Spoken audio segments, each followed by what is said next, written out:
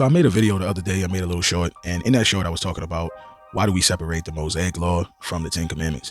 And I kind of brought my point home. If you didn't see that short, I'm going to put a link into the description so you can go and see it and go check it out. I'm not going to recap the whole short, but you can go check that out on your own.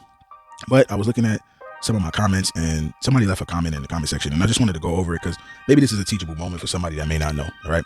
So this comment was, Jesus said all the law and the prophets hang on these commandments, right? On these 2 commandments, sorry. Meaning the form and foundation of religious duties. First and greatest is love the Lord your God with all your heart, with all your soul, with all your mind. Matthew 22:37. The second, equally important, love your neighbor as yourself. Matthew 22:39.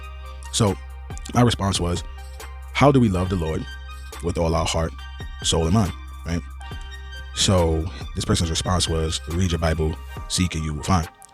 So my response was, why when I ask that question, nobody answers me? They are always just dismissive. Do you guys leave these type of comments to help a fellow believer or to try to seem more holy? So help me out.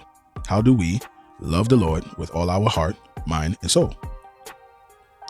So then he says, thank you for the opportunity to answer the question. It really depends on how deep you want to go with your love for God. Now, first off, right there, it sounds like he's going to emotions versus the Bible. I was trying to get a biblical answer. Okay. Then he says, you can love God, that person away in the sky. I don't know what that meant, but okay. Or you can see the Christ in the extinguished faces of every human being. Saint Mother Teresa said, and you can love God through people. That's a quick answer. Do you want more in depth? Okay. So that still didn't quite answer it. He kind of answered it a little bit with the second part, but not really. Okay. So then, I said, whichever answer you want, because, they was asking if you wanted to go more in depth. Their response was, what? Did you want a discussion? And I said, however you want. I just asked the question again, basically, right? So how do we love the Lord our God with all our heart, mind, and soul? Because he still didn't answer it from a biblical standpoint. That's what I was looking for, a biblical answer. So he said, I answered that question. It's obvious you are here to harass and you're not looking for an answer. Now, that's not true. What I was looking for was a biblical response. Now, for anybody that's not familiar with that verse that he's referring to, you can go read it yourself. He pretty much laid it out. But let me explain what I was trying to find. I was trying to get him or her or this person. I'm sorry, I don't want to say him because I don't know. Based on the name, I don't know, right? But let's go to 1 John chapter 3, verse 23. And it reads, and this is his commandment, that we should believe on the name of his Son, Jesus Christ, and love one another as he gave us commandment. So John is explaining what Jesus was saying. And remember, Jesus said to be perfect like your Father in heaven. Now, if you think about when 2 of the disciples, they asked him, what is the will of the Father? And what did Jesus say in John 6:40? He said, the will of the Father is to believe in the one that he sent. Everything points back to Jesus Christ. And that's the whole point of this whole video. I wanted to use this as a teachable moment to show people that once you start putting I, me, or Mother Teresa, or this person, this pastor says, or no, what does the Bible say? We put a lot of feelings and a lot of emotions into everything. But what does the Bible teach us? The Bible teaches us that belief in Jesus Christ, faith in Jesus Christ is the beginning of everything. If you look at all the scriptures, everything points back to having faith in him.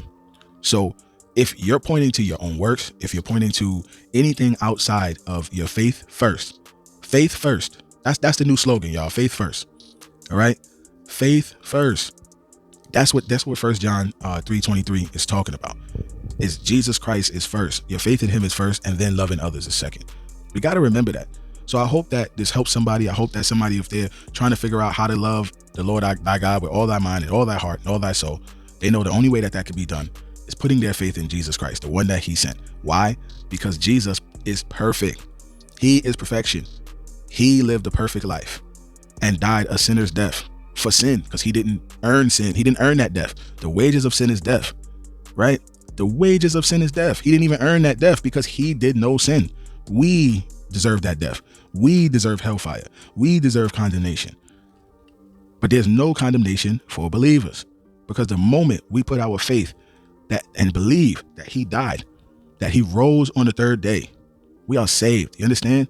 It's all about Christ. Everything points back to Christ. So anytime somebody comes to you with difficult things, or they say certain things, or even if it's not difficult, always ask them to point it back to Christ.